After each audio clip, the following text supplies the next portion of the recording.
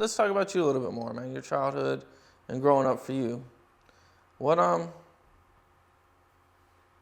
what was it like? What was it like? Tell me a little bit more about what it was like for you. For Cobby, everything was cool. I grew up with a big family. My household was straight. You know, I came up like, the guys did that was in this area. I always had dreams and wanted more. And as we approached that and started doing music more, different things started happening.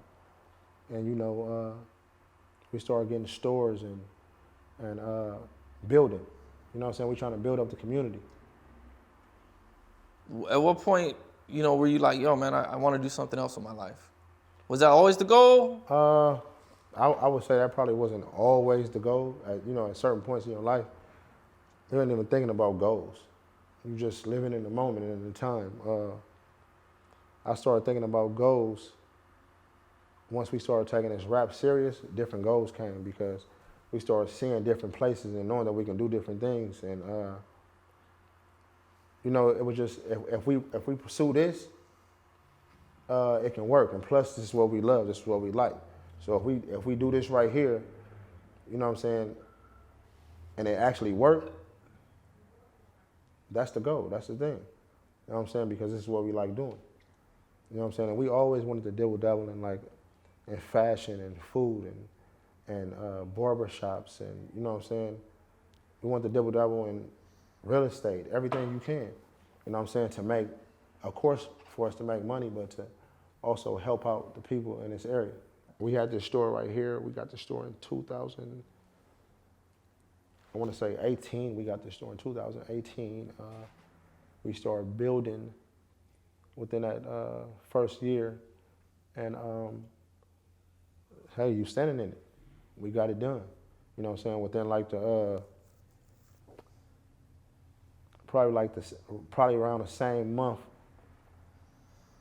that bro passed, we started getting all this shit done. You know what I'm saying? And now we got it done and it's open, in his name. You know what I'm saying? That was the goal for us to do this, to be able to give out jobs, give kids the fashion, and you know what I'm saying? All right. Yeah, let them rock some shit that come from their culture. Yeah. And you guys are gonna keep it pushing? Of course. Keep it going? Do you feel any pressure carrying on the tradition? It was always a sense of pressure just coming up from the neighborhood, being able to make a way, you know what I'm saying? It was always like pressure. It's pressure doing anything. If it ain't no pressure when you're doing something, it might not feel as good as when you get it. You know what I'm saying? Right. What are you working on musically? Right now, you know what I'm saying, I put out Pirates Vision Volume 1 and 2. I'm just finishing 3 right now that we just dropped. Pirates Vision Lady Killer 3. And in about a month from now, I'm gonna give y'all PV4. And then I'm gonna give y'all an album and a doc that I got coming out about Cobby Supreme.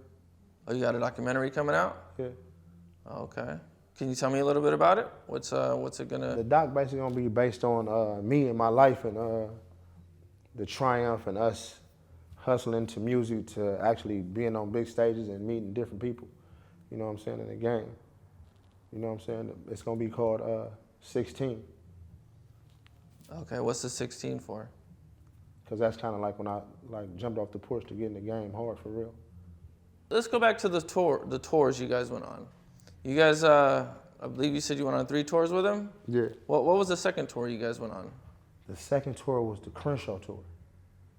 Okay, what was that like? The Crenshaw tour was actually our first tour that we did for ourselves.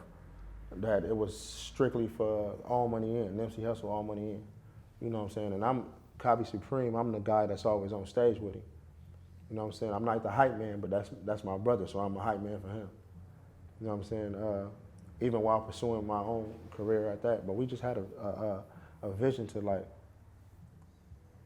do what nobody else was gonna do for us. And what we did was, I think the first thing we did probably was buy our own equipment. I seen my little bro do that. I seen them make some money, go buy a computer, him and Rimpo, buy a computer, set it up in their rooms, put it in their house, And you know, I come straight fresh off of getting some money and pull up in the hood and these little niggas doing music. And it was like, I got some money and I know how to do music. So I'm going over there to this nigga Nim shit, going to the studio, we make some music.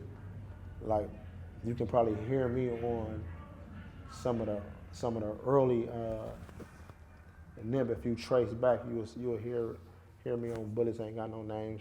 You know what I'm saying? To all the CDs all the way up. You know what I'm saying? I was there for him. I remember when we was performing on small stages to big stages, and we always knew that it was a grind. And I felt like the long haul, even him, we took the stairs.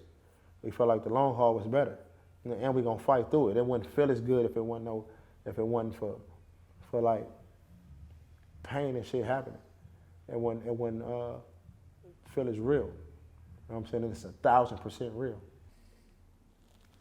Was it crazy to see everybody coming together after Nipsey passed away, with the peace walk and everything like that? Next question.